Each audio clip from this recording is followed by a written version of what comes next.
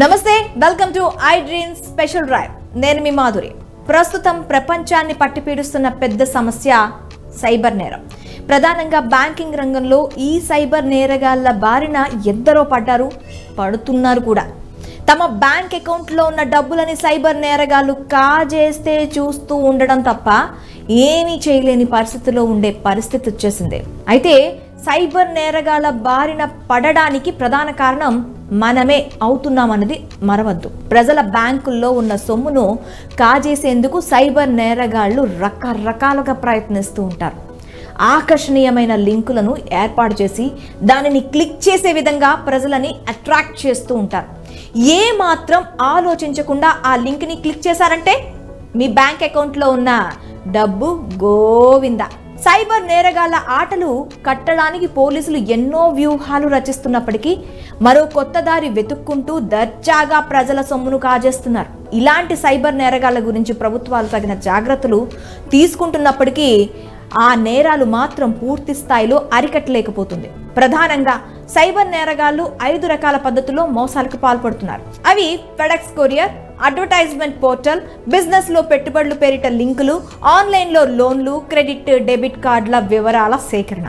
ప్రధానంగా ఈ 5 పద్ధతుల్లో ఎక్కువగా మోసాలు జరుగుతున్నట్లు తెలంగాణ పోలీస్ వార్షిక నివేదికలో పేర్కొంది. ఈ ఏడాదిలో నమోదైన నేరాలలో 16% సైబర్ నేరాలే ఉంటుండగా జాతీయ స్థాయిలో నమోదవుతున్న సైబర్ నేరాల్లో తెలంగాణలోనే 2.5% మేర నమోదవుతున్నట్లు పోలీసులు చెప్తున్నారు.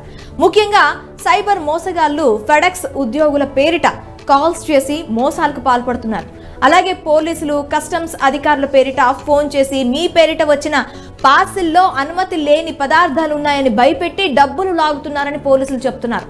ఇలాంటి కాల్స్ పై అప్రమత్తంగా ఉండాలంటూ పోలీసులు హెచ్చరిస్తున్నారు. ఇక ఆన్లైన్ లో ఆఫర్స్ పేరిట మోసాలకు పాల్పడడం మరో రకం.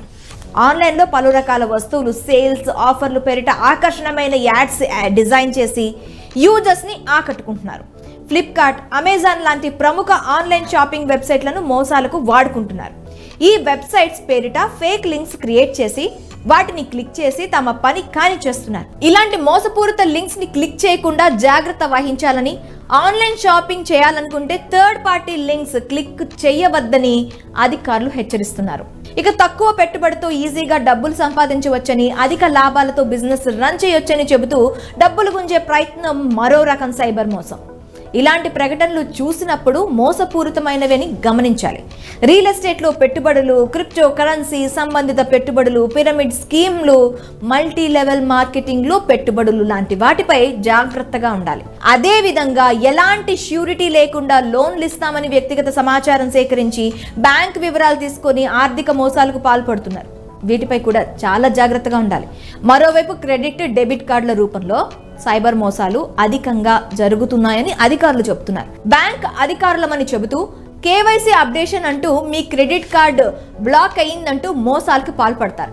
ఇలాంటి వాటిపై చాలా జాగ్రత్తగా వ్యవహరించాలని నిపుణులు సూచిస్తున్నారు. ఈ సైబర్ నేరగాళ్లు ప్రజలలో నెలకొనే ఆర్థిక అవసరాలనే బలహీనతని పెట్టుబడిగా పెట్టి కోట్లాది రూపాయలను కొల్లగొడుతున్నారు.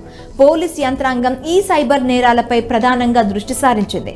అనుమానాస్పద ఆర్థిక లావాదేవీలకు సంబంధించి సైబర్ నేరగాళ్లవి గుర్తించిన మొత్తం 28,610 సిమ్ కార్డులను పోలీసులు బ్లాక్ చేశారు. తెలంగాణ పోలీసులు ఇతర రాష్ట్రాల పోలీసులతో కలిసి సైబర్ నేరగాళ్లకు సంబంధించిన 58,446 క్రైమ్ లింక్లను గుర్తించి వీటిపై దర్యాప్తు చేపట్టారు. ఇలాంటి ఒకే తరహా మోసాలకు సైబర్ నేరగాళ్లు పాల్పడుతుంటే ఇతర రాష్ట్రాల పోలీసుల సహకారంతో ఇలాంటి నేరాలని ఎక్కువ శాతం అరికట్టడానికి పోలీసులు కృషి చేస్తున్నారు. డిజిటల్ ప్రపంచంలో డేటా భద్రత ఎంత ముఖ్యమో, దీని భద్రతపై ఎన్నో జాగ్రత్తలు తీసుకున్నప్పటికీ యూజర్లు అప్రమత్తంగా లేకుంటే ఆఫర్లు, ప్రకటనలు, థర్డ్ పార్టీ యాప్ల పేరుతో సైబర్ నేరగాళ్లు వ్యక్తిగత వివరాలను చోరీ చేసి బ్యాంక్ ఖాతాలను ఖాళీ చేస్తారని గుర్తుంచుకోవాలి. ఓవైపు ప్రభుత్వం, మరోవైపు పోలీసులు ఈ సైబర్ నేరాలని అరికట్టడానికి కృషి చేస్తున్నప్పటికీ ప్రధానంగా ఇలాంటి మోసాలకు గురి కావడానికి మనమే కారణమని గుర్తించాలి. థర్డ్ పార్టీ లింక్లని క్లిక్ చేయకండి. ఆన్లైన్ కాల్స్ ని రిసీవ్ చేసి తమ వ్యక్తిగత వివరాలని, బ్యాంక్ వివరాలని చెప్పకుండా జాగ్రత్త